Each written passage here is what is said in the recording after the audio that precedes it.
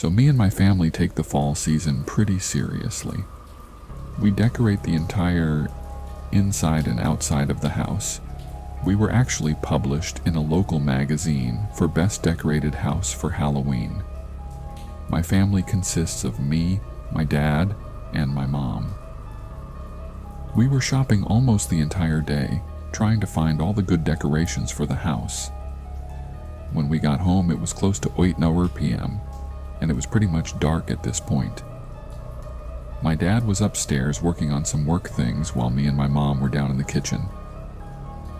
We were making some hot chocolate and planning on watching a horror movie.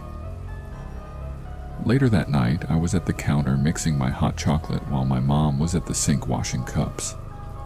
I was all done mixing when I heard my mom let out this terrifying scream. I turned around and she was pointing out the window. I asked, "What's wrong?" she said. Someone was just standing at the window with some kind of scary mask. My dad heard the screams from upstairs and came sprinting down. I should note this, that my dad was ex-military. When he came into the kitchen, my mom told my dad that there was someone looking in at us from the kitchen window. Without hesitation, my dad opens up the kitchen door and runs out. I'll be honest, I was terrified because what if that person had a weapon of some sort? Then moments later, we hear my dad wrestling someone to the ground and shouting, "Call the police, now." The cops get there and assess the situation.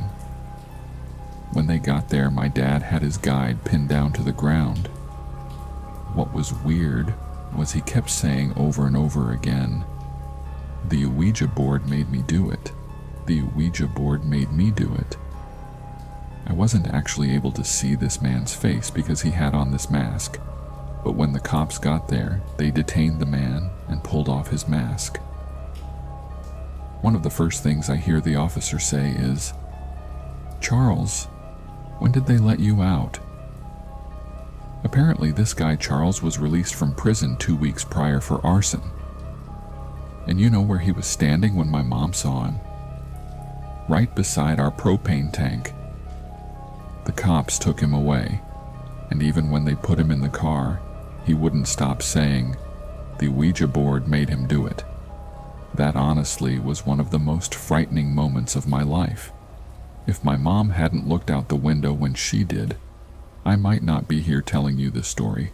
Be safe, everyone, especially as we get closer to Halloween.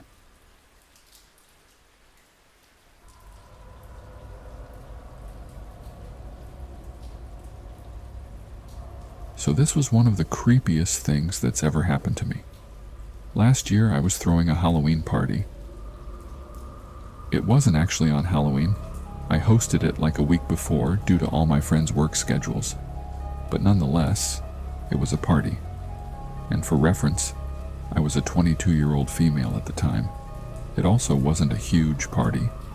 Only 12 people showed up, but we all dressed up in costumes, drank pumpkin beers, and listened to music. The party was going on for about an hour when I heard someone knocking at my door. I figured it was another one of my friends who may have been late arriving. I opened the door, and standing before me was a girl who I've never seen before. She was sickly looking, like she was extremely skinny, and my first impression of her was that she had to be a drug addict. Well, I asked her, "How can I help you?" She was quiet for a moment, but then said, "Do you have a lighter?" I did and reached into my pocket. She said she just needed a lighter for a cigarette. I handed this girl the lighter and watched as she sparked up.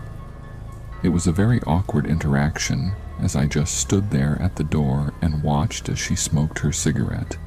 She handed me the lighter back and without another word just started walking away. I watched as I saw her get into a car not too far that had 2 other men sitting in the front seat. I shut the door, wondering what the hell that was all about, then just get back to the party. But throughout the night, I would frequently look out the window, and every time I did, I would see that car with the girl and the 2 men still parked in the exact spot, like they didn't move. An hour goes by since all that happened. When there was another knock at the door, I opened it, and it was that sickly girl again. This time she said, "We love Halloween. Can we come in and party?" I politely declined this and told her no. She started throwing a huge fit and started calling me all sorts of curses and slurs. I even thought she was going to hit me at one point, but she didn't, and again walked away back to the car with the two men sitting in the front. And at this point, all my friends at the party are asking, "What the hell is going on?" I said, "I don't know, but there's some weird people outside." They didn't seem to be as freaked out as I was, probably because most of them were less sober than I was. The party went on until about midnight, and that's when everyone left to head home. Most ordered Ubers. I said goodbye to my last friend who left, locked my door, and went back to the window to check to see if those people were still there. They were. Except this time they saw me looking out the window at them, and they started flashing their high beams at me. I shut the blinds and started to seriously consider if these people would get violent and attack me. I returned to the window 5 minutes later after I took my costume off, and to my surprise, I saw that their car was gone. But I still wasn't able to sleep well that night because I thought they were going to come back with guns or something, but they never did. To this day, I have no clue what that girl really wanted or why she wanted to come in and join a party of people she doesn't know. I also have no idea who those two men were. But yeah, like I said, that was the creepiest thing that ever happened to me.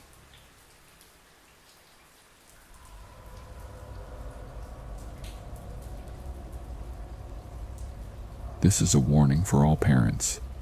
If your kid comes to you about something concerning, believe them, even if it is bizarre. This happened during the fall of last year.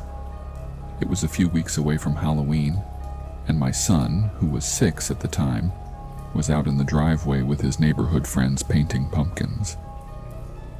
I had them do it in the driveway because of how messy it gets, and the paint was easy to just wash away. Anyway, as my son and his friends are outside, and I was inside the kitchen making dinner. As I'm boiling the pasta, my son comes in. He said, "Mom, there's a clown outside." This didn't really concern me as it was close to Halloween, and I knew kids always dressed up and wore costumes around the neighborhood. I told him, "That's fine. Just make sure you guys all stay in the driveway and don't go anywhere else." My son then walked back outside. Not even 5 minutes later, though, he comes back, except this time he was holding a red balloon. He said that the clown told him to give me this and to tell me that I'm a bad mom. Now I was worried. It's one thing for kids outside to be dressed up as clowns, but I didn't want them coming up and telling my kids things like this. I go outside to confront this clown and tell him to stay away. But when I got outside to the driveway, there was no clown. I asked my son where he was, and he just shrugged his shoulders. I was getting nervous at this point, and despite the mess the paint would make, I told all the kids to come inside and finish painting their pumpkins. I felt as if this was safer. Well, the rest of the night went by normally. The kids finished their pumpkins, and I made sure all their parents came to pick them up because I wasn't sure where that clown was. My son was so proud of his pumpkin, and we put it on the front steps of the house for decoration, and then we called it a night. The next morning, as I was going out to get the mail, I noticed that my son's pumpkin from the night previously was smashed. I couldn't believe it. I bent down to pick up the mess when I saw a note lying next to the mess. It said, "This will be your son's head because you're a very bad mom. Signed, Binky the Clown." And get this, all the other kids who painted their pumpkins, I found out from their parents that theirs were also smashed, except none of them had a threatening note about killing their child. Since I was a single mom, I didn't have a husband to help me figure out who was behind this, so my next best bet was to have 911 called. Reports were made, but since I don't have any cameras, there wasn't really much they could do. They did have a patrol car circle our neighborhood for the next week or so, but still nothing. And what's even more disturbing, a few weeks after that happened, around the time my son claimed that Binky the Clown was at his bedroom window at night. And I believe him. Thankfully, though, there have been no encounters since then. But it is getting closer to Halloween as I write this, and I am terrified that he will return.